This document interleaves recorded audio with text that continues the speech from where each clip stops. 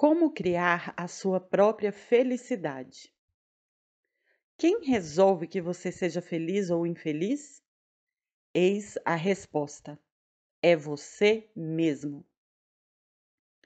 Um astro da televisão teve como convidado em seu programa um homem já de idade. Era de fato um velho interessantíssimo.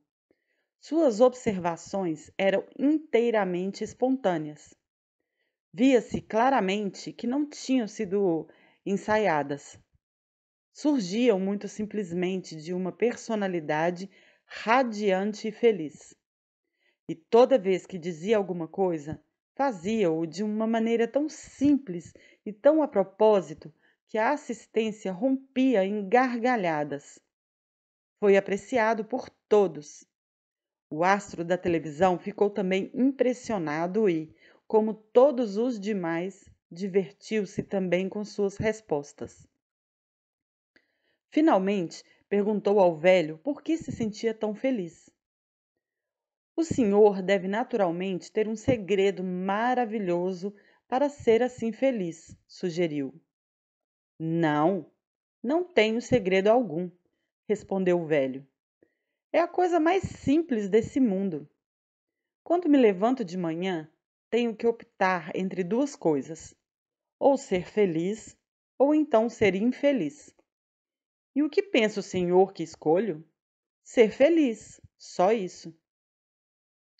Isso poderá parecer exagero. Poderia também parecer que o velho fosse superficial. Mas lembro-me que Abraham Lincoln, a quem não se poderia acusar de superficial, disse que se as pessoas poderiam ser felizes se estivessem resolvidas a sê-lo. Você será infeliz se quiser. É a coisa mais fácil deste mundo.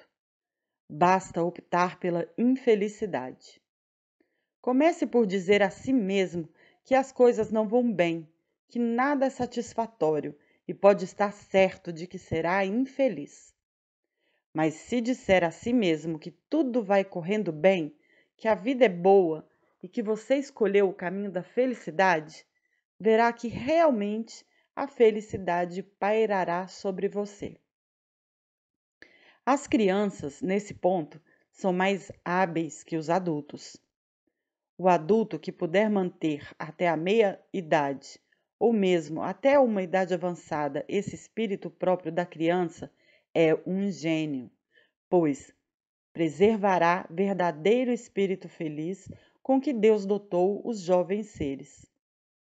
A sutileza de Jesus Cristo é notável, pois diz-nos ele que uma maneira para viver neste mundo é ter o coração e o espírito iguais aos de uma criança.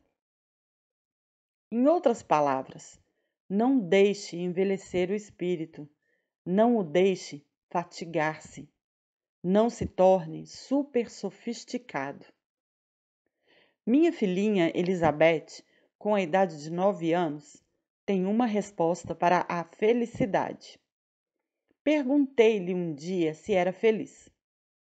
É claro que sou feliz, respondeu. E é sempre feliz? Certamente, sou sempre feliz.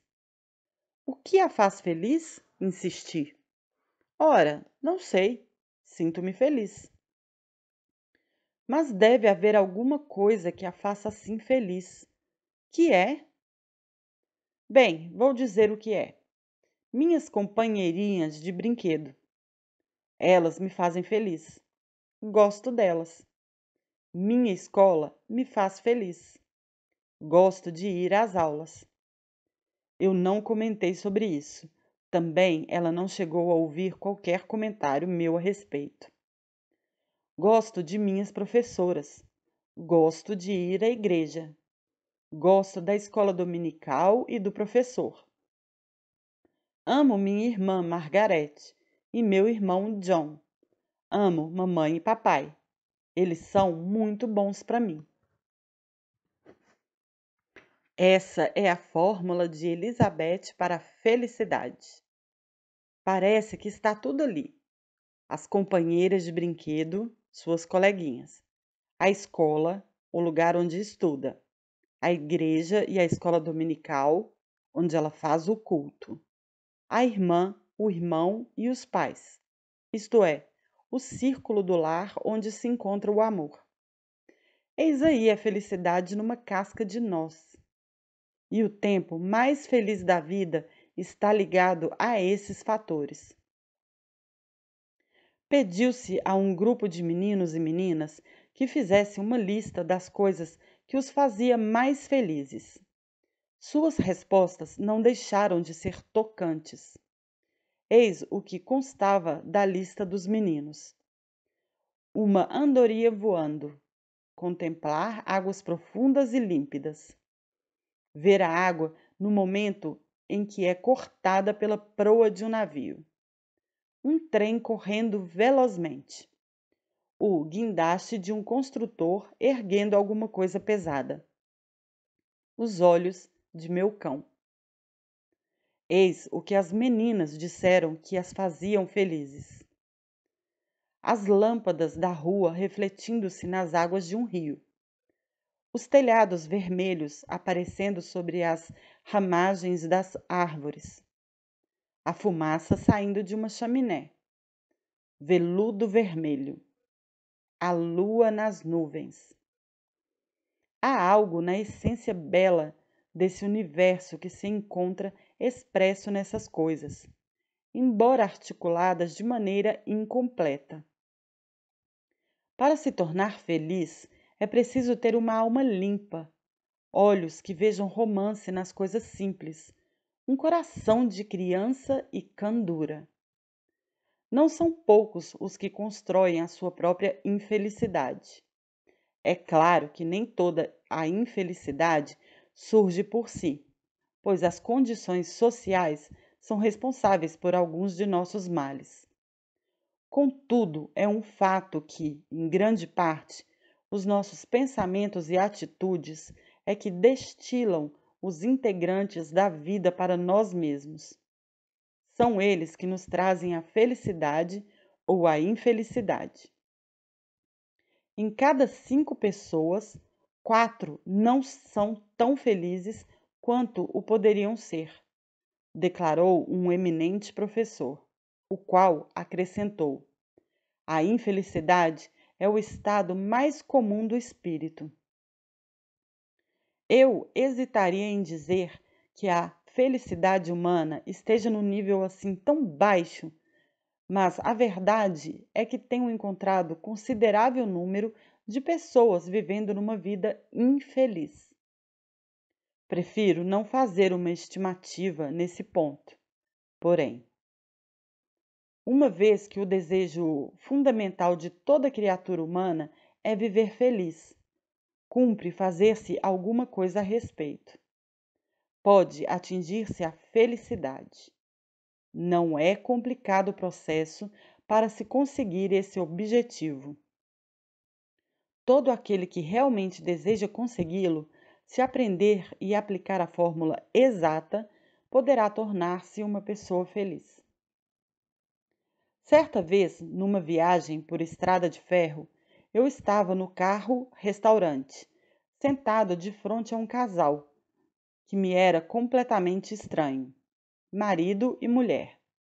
Esta trajava um vestido caríssimo, a par de um casaco de pele muito fino, e ostentava muitas joias. Contudo, criava para si uma atmosfera sobremodo desagradável. Queixava-se de tudo e em voz alta. Achava que o carro estava escuro, cheio de correntes de ar, que o serviço era abominável e a comida intragável. Reclamava o tempo todo. O marido, pelo contrário, era uma criatura afável, cordial, um homem que, evidentemente, tinha a capacidade de aceitar as coisas como elas eram. Afigurou-se-me que ele se sentia um pouco embaraçado com aquelas críticas da mulher e algo desapontado, pois a estava levando para uma viagem de recreio. Para mudar a conversação, perguntou-me qual a profissão que eu exercia. Declarou-me depois que era advogado. Cometeu depois um grande erro, pois acrescentou com uma risadinha: minha mulher está na indústria fabril. Aquilo me surpreendeu, pois ela não parecia ser industrial, tampouco membro de diretoria de uma companhia qualquer. Podia ser tudo menos isso, motivo por que indaguei o que ela fabricava.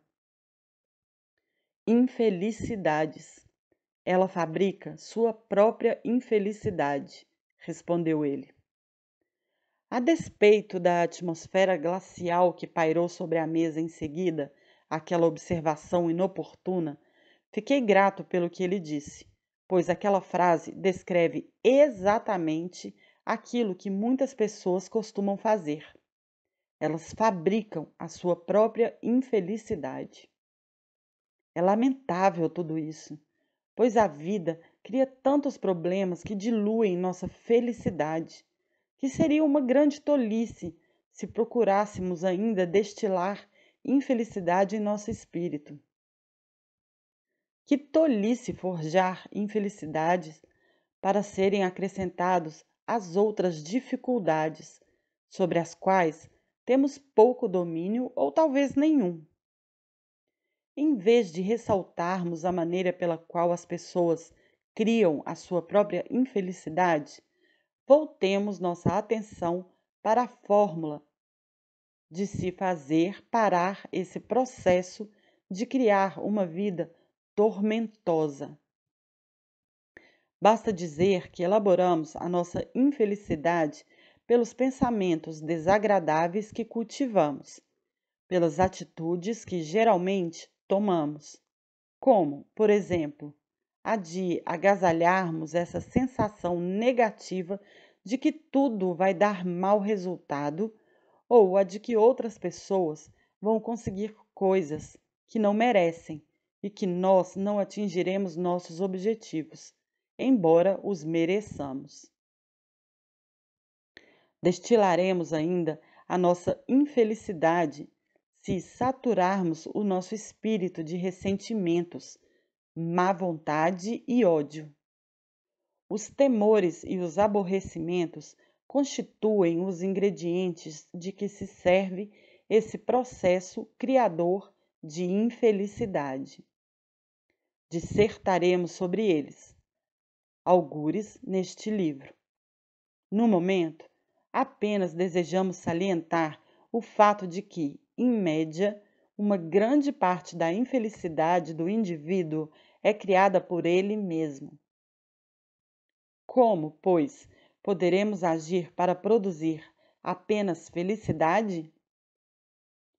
Um incidente que se deu numa de minhas viagens por estrada de ferro poderá sugerir uma resposta. Certa manhã, num carro Pullman, já muito antiquado, estava eu barbeando-me no compartimento reservado aos homens, juntamente com mais 5 viajantes. Como só ia acontecer num compartimento acanhado, como era aquele, após uma noite passada no trem, aqueles estranhos não se mostravam dispostos a conversas. Só de quando em vez um ou outro resmungava alguma coisa. Decorrido certo tempo, surgiu entre nós um homem todo sorridente. Cumprimentou-nos com um cordial bom dia. Seu cumprimento foi retribuído sem entusiasmo. Começou a barbear-se e a cantarolar ao mesmo tempo. Isso irritou um pouco alguns dos presentes.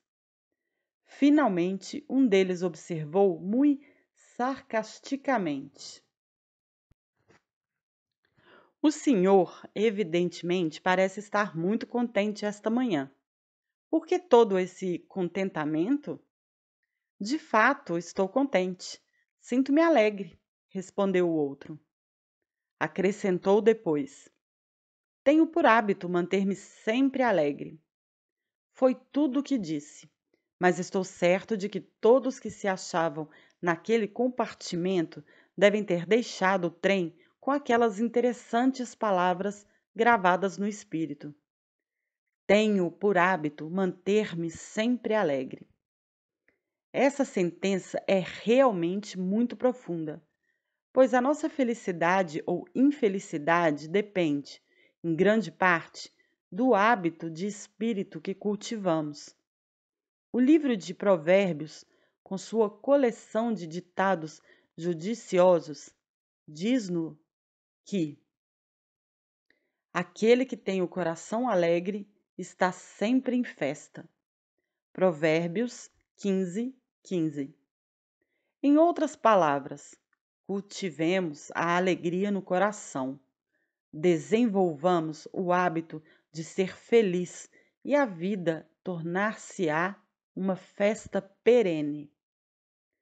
Quer isso dizer que poderemos gozar sempre a vida? É desse hábito que advém uma vida feliz.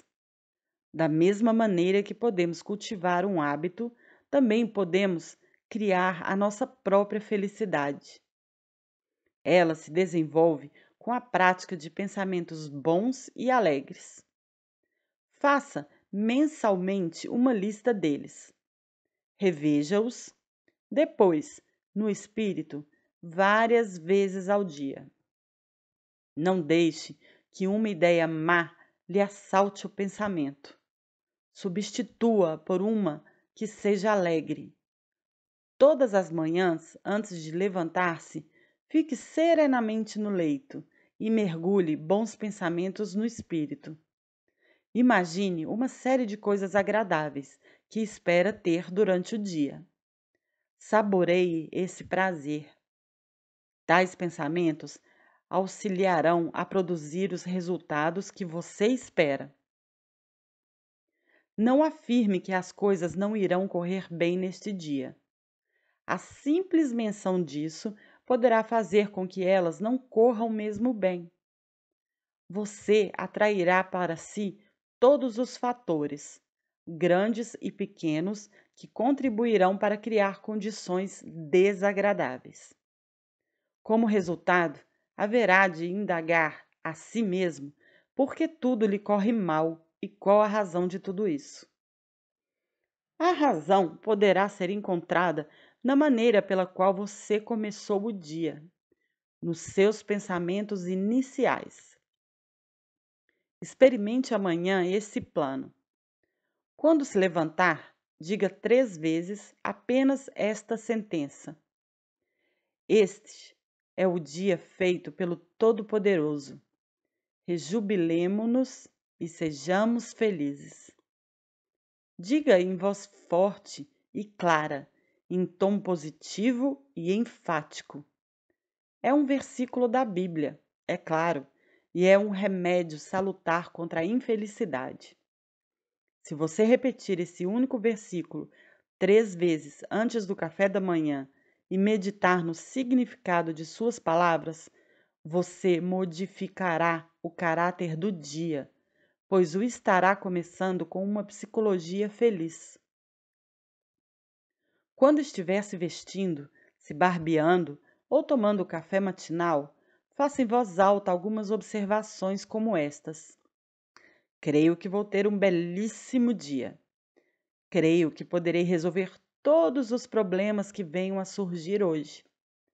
Sinto-me bem física e mentalmente. Como é bom sentir a vida! Sou grato por tudo que tive, por tudo que tenho agora e por tudo que terei. As coisas vão correr bem. Deus está aqui e Ele está comigo e me auxiliará. Agradeço a Deus por todas as boas coisas. Conheci certa vez uma criatura infeliz que vivia dizendo à esposa por ocasião do café matinal: Vou ter hoje mais um dia duro. Na realidade, ele não pensava dessa maneira, mas julgava que, dizendo aquilo, as coisas lhe viessem a correr bem. Mas o fato é que elas lhe corriam mal, o que não era de surpreender, pois, quando se imagina e afirma um resultado desagradável, acaba-se criando justamente essa espécie de condições. Por conseguinte, afirme sempre o advento de coisas felizes logo no começo do dia. Você ficará surpreendido de ver o quão frequentemente tal afirmativa acaba se materializando. Mas não basta aplicar no espírito essa afirmativa importante que acabo de sugerir. É preciso também que você baseie suas ações e atitudes nos princípios fundamentais de uma vida feliz. Um dos mais simples desses princípios básicos é o do amor humano e da boa vontade. É extraordinário como uma sincera expressão de ternura e compaixão nos conduz à felicidade. Meu amigo Dr. Samuel Shoemaker escreveu em certa ocasião uma tocante história acerca de um amigo mútuo, Alston Young, o célebre carregador no 42, na grande estação central de Nova York. Ele ganha a vida carregando malas, mas o seu verdadeiro trabalho é manter o espírito cristão, mesmo como carregador numa das maiores estações ferroviárias do mundo. Quando carrega a mala de alguém, sempre procura derramar neste alguém um pouco de sua fé cristã. Observa atentamente o cliente para ver se há uma possibilidade qualquer de lhe dar mais coragem e esperança.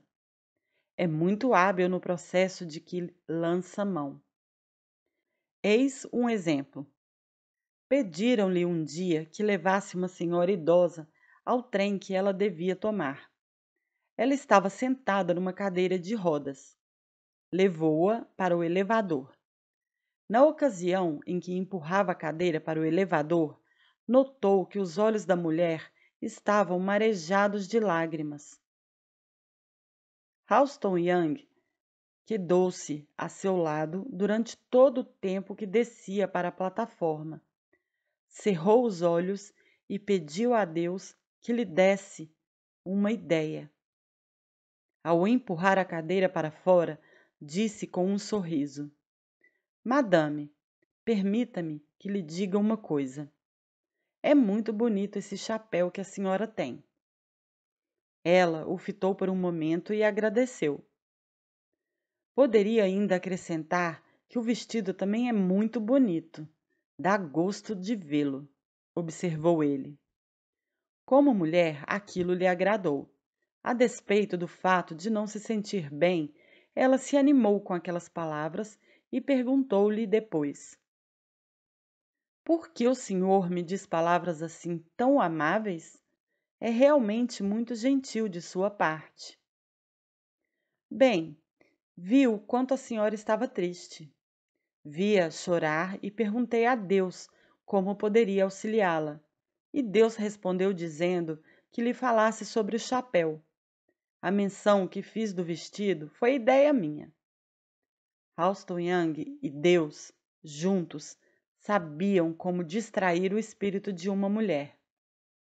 Não está se sentindo bem? Perguntou ele depois. Não, respondeu ela. Tenho sempre umas dores. Não há meio de me livrar delas. Há momentos em que penso não poder mais suportá-las. O senhor, por acaso, sabe o que significa passar assim o tempo todo sofrendo? Alston teve uma resposta para essa pergunta. Sei, sim, senhora. Perdi um olho e doeu-me dia e noite. Era como se me cutucassem com um ferro em brasa, declarou. E parece que o senhor agora vive feliz. Como é que consegue isso? Nessa ocasião, ele já a tinha acomodado no seu lugar no trem. Explicou-lhe o segredo. Apenas orando, minha senhora. Apenas orando. A oração, apenas a oração, fará com que meus sofrimentos sejam eliminados? Indagou ela docemente. Bem, Talvez não os elimine sempre, respondeu Halston. Não direi que os elimine, mas o fato é que sempre ajuda a gente a dominá-los, de modo que se tem sempre a impressão de que não magoam muito. Faça suas orações, minha senhora. Eu também orarei pela senhora. Os olhos da mulher estavam agora enxutos. Ela fitou Halston, um encantador sorriso a bailar-lhe nos lábios.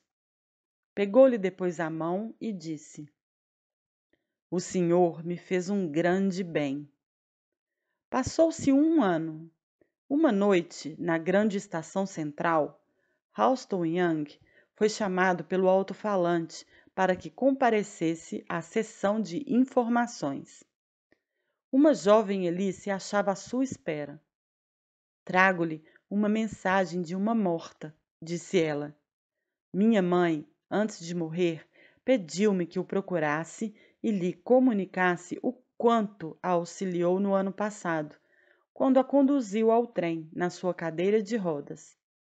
Ela lembrar-se-á sempre do Senhor, mesmo na eternidade. Haverá sempre de lembrar-se do Senhor, pois o Senhor foi muito bondoso, muito amável e compreensível. A jovem não pôde conter-se. Rompeu num pranto. Halston observou-a durante algum tempo, em silêncio. Falou-lhe depois. Não chore, senhorita. Não deve chorar. Faça uma oração de agradecimento. Por que devo fazer uma oração de agradecimento? Perguntou a jovem surpresa. Porque muitas pessoas ficaram órfãs mais moças que a senhorita, explicou ele. Acrescentou depois. A senhorita teve a companhia de sua mãe durante muito tempo. Continua ainda a tê-la. Irá vê-la novamente. Ela está a seu lado agora. Estará sempre a seu lado. Talvez, neste momento, esteja bem junto a nós dois. Cessaram os soluços e as lágrimas secaram. A bondade de Halston produziu na filha o mesmo efeito que produzira na mãe. Naquela gigantesca estação, com milhares de pessoas passando por eles, sentiam a presença de um ser maravilhoso que inspirava aquele extraordinário carregador a espalhar em torno de si o amor. Onde houver amor, Deus aí estará, disse Tolstói. Poderíamos acrescentar: onde Deus e o amor estiverem, estará aí também a felicidade. Assim, o princípio prático para se criar a felicidade é praticar sempre esse sentimento. Um homem verdadeiramente feliz é um amigo meu, H.C. Mettern, o qual, juntamente com sua esposa Mary, que também é feliz, costumava viajar por todo o país para atender a seus trabalhos. O Sr. Mettern usa um cartão de visita muito interessante. No verso do cartão, acha-se exposta a filosofia que lhe trouxe a felicidade e também a esposa e as centenas de outras pessoas que tiveram sorte de sentir a inefável influência que irradia do casal. Lê-se no cartão: Eis o caminho para a felicidade. Mantenha o coração livre do ódio e o espírito livre de aborrecimentos. Viva com simplicidade. Espere pouco e dê muito. Cerque sua vida com o doce sentimento do amor. Derrame raios de sol. Esqueça de si e pense nos outros. Não faça aos outros o que não deseja para si. Experimente isso durante uma semana e você ficará surpreendido com os resultados. Ao ler essas palavras, você talvez dirá que isso não é novidade alguma. Mas é, se não a tiver experimentado ainda. Quando começar a pôr em prática esses conselhos, verá que é o mais interessante e o mais extraordinário método que terá empregado para viver feliz e com êxito.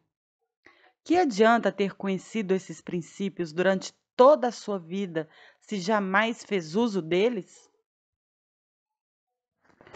Tal falta não deixa de ser trágica, pois um homem que vive na pobreza quando tem, durante todo esse tempo, uma fortuna à sua porta, dá com isso demonstração de que não sabe viver inteligentemente. Essa filosofia simples é o caminho para a felicidade. Pratique esses princípios, conforme sugere o Sr. Matern, apenas por uma semana. Se não começar a sentir a verdadeira felicidade, será então devido ao fato de a infelicidade se achar profundamente enraizada em você. Naturalmente, a fim de dar força a esses princípios e fazê-los surtir efeitos, é preciso apoiá-los com uma qualidade de espírito dinâmica. Possivelmente você não conseguirá resultados eficazes, mesmo com princípios espirituais, se a eles não aliar uma força espiritual. Quando se experimenta uma mudança transcendente de dinâmica na vida interior, torna-se extraordinariamente fácil o êxito.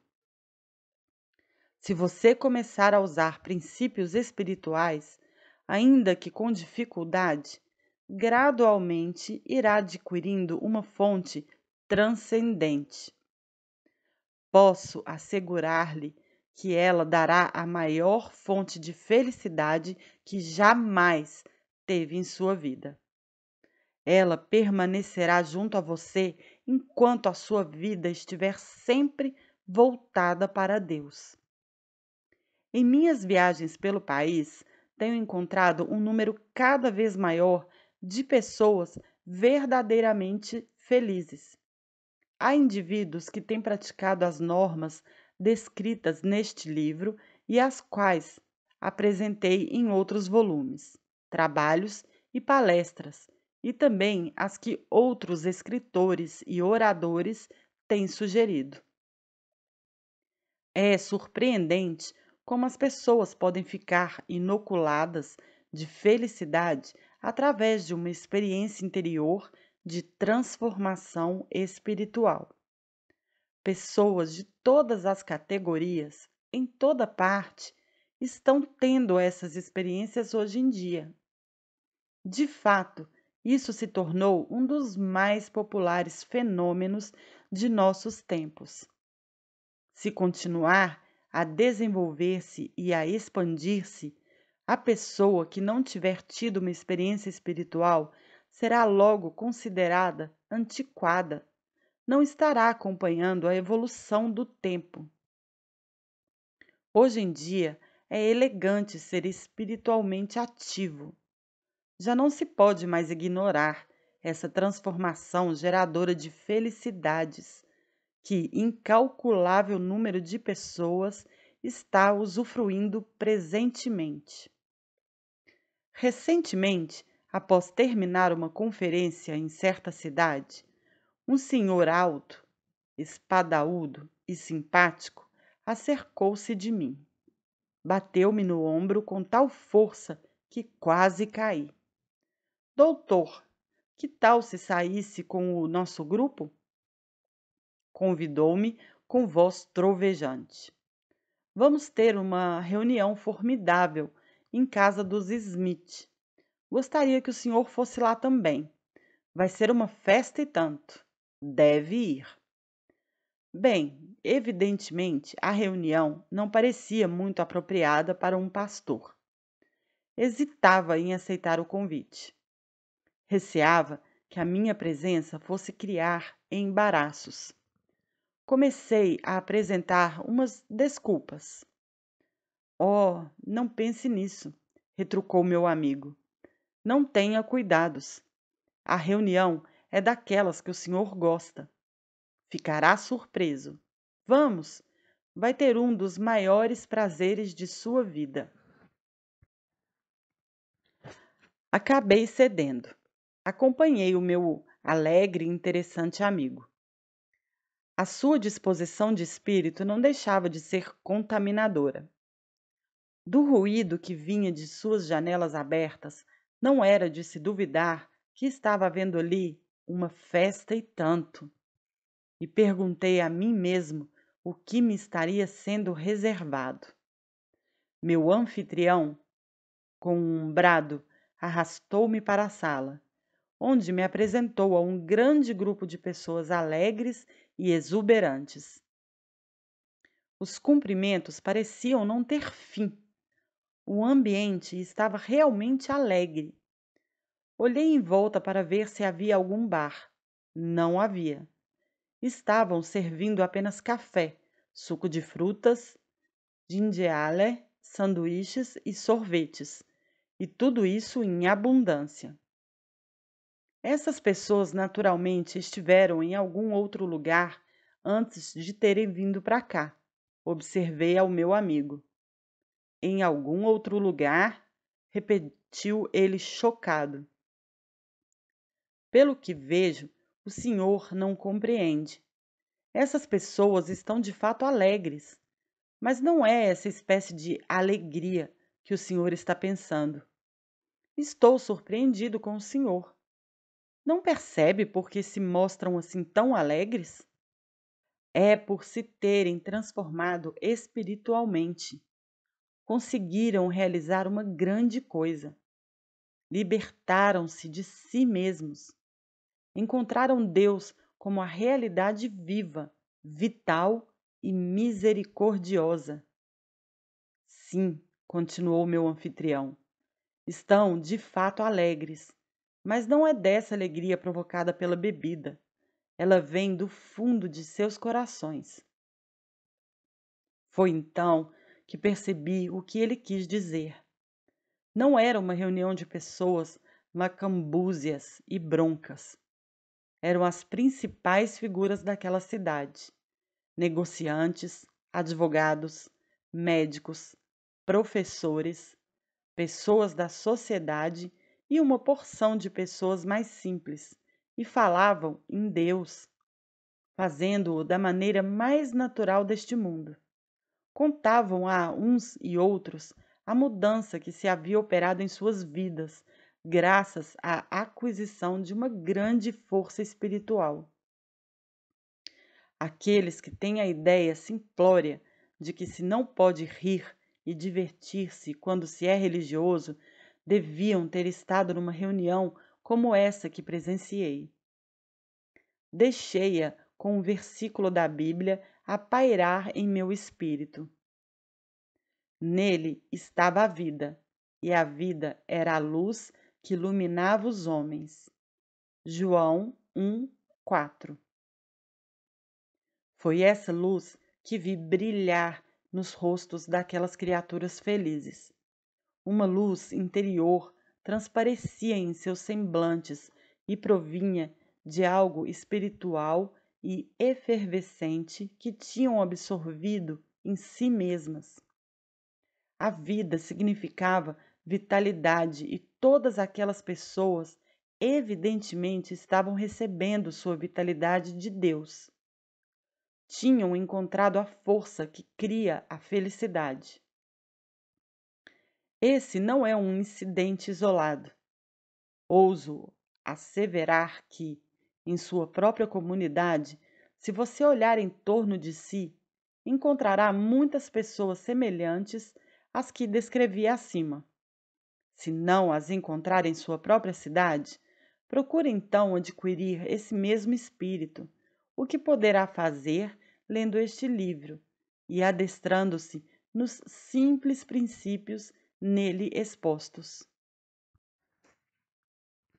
Ao lê-lo, acredite no que ele diz, porque é a verdade. Comece depois a pôr em prática as sugestões que ele contém. Você também haverá de ter a experiência espiritual que produz essa qualidade de felicidade.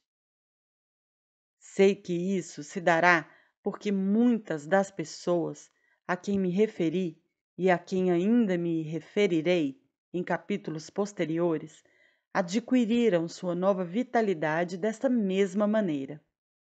Transformando-se assim no seu íntimo, começará a criar em si mesmo não a infelicidade, porém uma felicidade de tal qualidade e caráter que você se sentirá maravilhado se estiver vivendo neste mesmo mundo. De fato, não será o mesmo mundo porque você não será o mesmo, e o que você for é que determinará o mundo em que viverá. Assim, com a sua transformação, o mundo também se transformará. Se são os nossos pensamentos que determinam a felicidade, torna-se então necessário evitar os pensamentos que ocasionam depressão e desânimo. Pode fazer-se isso, primeiro, por simples determinação da vontade. Segundo, utilizando-se das normas fáceis que sugeri a um homem de negócios. Encontrei-o num almoço. Nunca vi criatura mais depressiva. Sua conversa ter-me-ia causado também depressão e pessimismo. Ouvindo-o falar, tinha-se a impressão de que o mundo ia acabar. Evidentemente, o homem estava cansado. O acúmulo de problemas tinha-lhe dominado o espírito e ele procurava libertar-se de um mundo que era demasiado pesado para si. Seu principal tormento originava-se de seus pensamentos depressivos. Precisava de uma infusão de luz e fé. Foi então que ousei fazer-lhe uma recomendação, dizendo-lhe: se quiser sentir-se bem e deixar de ser desditoso, poderei dar-lhe algo que lhe dará nova vida. Que poderá o senhor fazer? Escarneceu ele. Por acaso o senhor é um fazedor de milagres?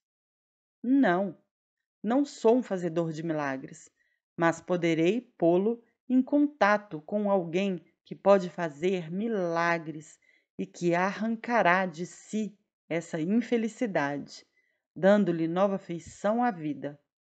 Estou falando sério, concluí ao separarmos-nos. Ao que parece, aquilo lhe despertou a curiosidade, pois me procurou uns dias depois.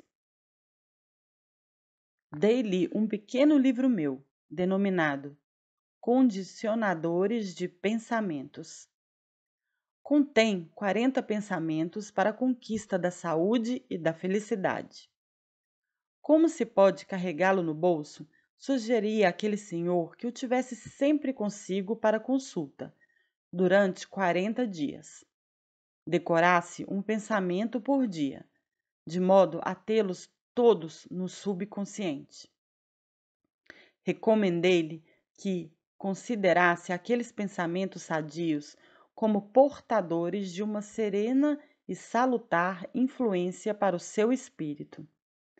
Assegurei-lhe que, se seguisse à risca esse plano, os pensamentos ali contidos eliminariam todas as ideias doentias que estavam minando sua alegria, energia e capacidade criadora. A princípio, ele achou a ideia um pouco estranha. Teve suas dúvidas, mas acabou seguindo as instruções. Cerca de 3 semanas depois, chamou-me pelo telefone e, cheio de entusiasmo, declarou que o plano surtia efeito.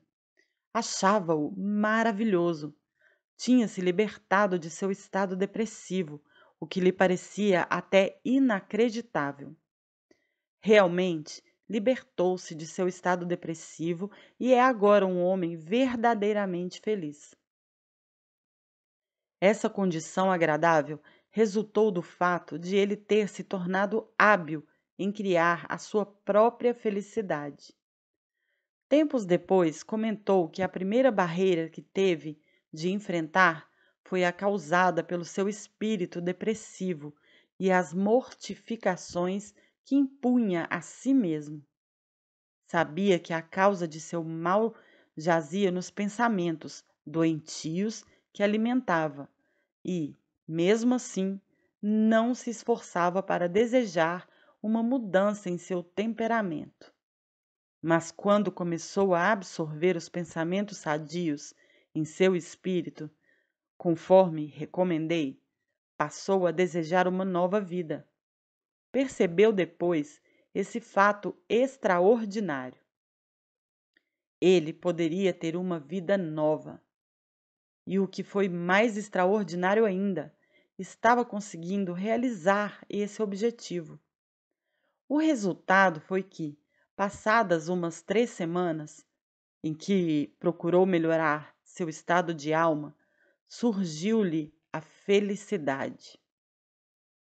Em toda parte neste país, vamos encontrar grupos de pessoas que encontraram o caminho da felicidade.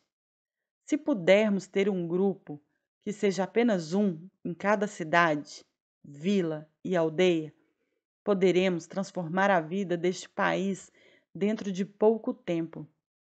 E a que espécie de grupo nos referimos? Vamos explicar. Eu estava fazendo uma palestra numa cidade do Oeste. Quando voltei para o hotel, já era muito tarde. Precisava dormir um pouco, pois tinha que me levantar às 5:30 da manhã do dia seguinte para tomar um avião. Preparava-me para deitar quando tocou o telefone. Era a voz de uma senhora. Somos 50 pessoas aqui em casa.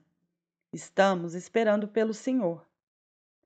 Expliquei que não podia ir devido a ter que partir cedo no dia seguinte. Oh, e dizer que 2 amigos já saíram para ir buscá-lo. Mas o fato é que estivemos orando pelo Senhor e desejávamos que viesse e orasse conosco antes de deixar a cidade. Fui. Tive prazer nisso, embora tivesse dormido pouco naquela noite. Os homens que me tinham ido buscar eram 2 alcoólatras que se tinham curado pela força da fé.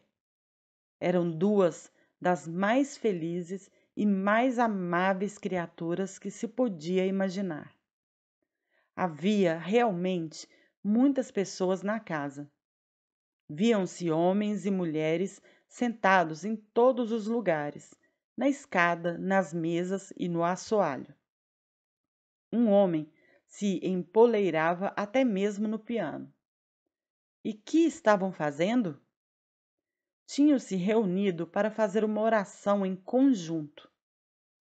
Contaram-me que havia 60 grupos semelhantes que faziam orações em conjunto, naquela cidade, em tempos sucessivos. Era a primeira vez que eu ia a uma dessas reuniões. Era um grupo de pessoas verdadeiramente felizes. Fiquei deveras comovido. O espírito que reinava na sala parecia ser imbuído de uma força animadora. Todos cantaram, e seus cânticos me produziram inefável doçura. E riu-se também, mas eram risos sadios, risos de quem se sentia alegre, satisfeito e feliz. A horas tantas, uma mulher levantou-se. Vi que ela trazia um aparelho em ambas as pernas. Disseram-me que nunca eu iria poder andar novamente, disse. Quer ver-me andar? E ela se pôs a andar de um lado para o outro da sala. Quem a fez andar? Indaguei. Jesus, respondeu ela com simplicidade. Outra jovem disse depois. Viu alguma vez uma vítima de narcóticos? Eu tinha esse vício, mas fiquei curada. Ela estava sentada, uma encantadora moça, modesta e bem interessante. Declarou também que havia sido Jesus que a tinha curado. Um casal, que se tinha separado e se reconciliara depois, confessou que vivia agora mais feliz do que nunca. Respondendo a uma pergunta que lhe fiz, disseram que havia sido Jesus que os fizera reconciliar-se. Um homem declarou que tinha sido vítima do álcool e, com isso, levara a família à miséria. Tornara-se um verdadeiro farrapo humano, mas agora, ali, em minha frente, não parecia que tivesse tido aquele passado. Era uma figura forte, sadia. Ia perguntar-lhe quem o salvara. Ele antecipou-se à minha pergunta, dizendo que havia sido Jesus. Eles romperam depois em outro cântico. Alguém apagou algumas luzes e a sala ficou em meia obscuridade. Fizemos um grande círculo, todos de mãos dadas. Tive a impressão de que segurava um fio elétrico. Uma força estranha fluía em volta. Sem dúvida alguma, naquele grupo, era eu a pessoa menos espiritualmente desenvolvida. Sabia que, naquele momento, Jesus se achava presente naquela casa e que toda aquela gente o tinha encontrado. Haviam sido tocados pela sua força. Ele lhes tinha dado nova vida e a vida lhe saía intuante, irreprimível. É esse o segredo. Tudo mais é secundário. Adquira essa experiência e terá conquistado uma verdadeira felicidade. Uma felicidade pura, a melhor que o mundo oferece. Não deixe de adquiri-la, seja qual for a sua atividade na vida.